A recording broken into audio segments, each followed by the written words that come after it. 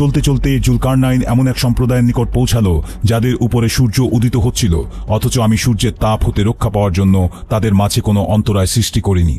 তাফসিরের বর্ণনা মতে জুলকারনাইনের তৃতীয় অভিযান সংগঠিত হয়েছিল তুরস্কের দিকে, আর তৃতীয় অভিযানটি ছিল পাহাড়ি গিরিপথে। গিরিপথটি এমন এক জায়গায় অবস্থান করছিল যার দুই প্রান্তে দুটি জাতির বসবাস ছিল। তাদের মাঝে এক প্রান্তে ছিল ইয়াজুজ ও মাজুজ, যারা অত্যন্ত ধ্বংসাত্মক ও উগ্র স্বভাবের। অপরপক্ষে তুরস্কের অধিবাসীগণ ছিল অত্যন্ত নরম স্বভাব ও ক্ষীণ মনোভাবের, যে কারণে দুই জাতির মাঝে পরস্পর দ্বন্দ্বের ফলে সর্বদাই ইয়াজুজ ও মাজুজরা তুরস্কের আদিবাসীদের উপর অত্যাচার চালাত। জুলকারনাইন যখন সে জাতির নিকট পৌঁছালেন তখন তারা জুলকারনাইনের নিকট ইয়াজুজ ও মাজুজ সম্পর্কে অভিযোগ করল।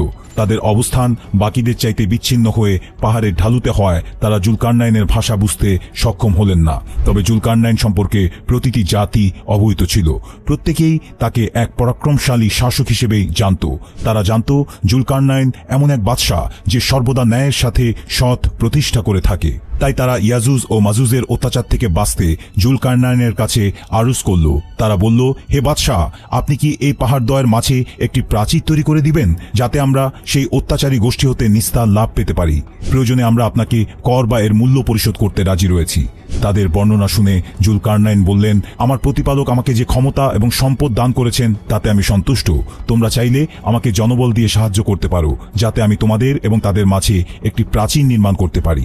উল্লেখ্য যে পাহাড়ের গিরিপথ ব্যতীত ইয়াজুজ মাজুজের পক্ষে তুরস্ক আক্রমণের কোনো দ্বিতীয় পথ ছিল না। তাদের এক পাশে গভীর সমুদ্র, অপর পাশে সুউচ্চ পর্বতমালা দ্বারা বেষ্টিত ছিল। অতঃপর জুলকারনাইন সেই অধিবাসীকে নির্দেশ প্রদান করলেন লোহা সংগ্রহের জন্য। তারা যখন লোহার স্তূপ গড়ে তুলল, লৌহসমূহকে পাহাড়ের গিরিপথে প্রতিস্থাপন করে আগুনের তাপ দিতে বললেন। অতঃপর লোহা যখন আগুনের তাপে গলে সুবিশাল প্রাচীরের রূপ নিল, তিনি তাদেরকে গলিত তামা আনয়ন করতে বললেন। যখন গলিত তামা নিয়ে আসা হলো, সেগুলোকে সেই প্রাচীরের উপর ঢেলে দেওয়া হলো।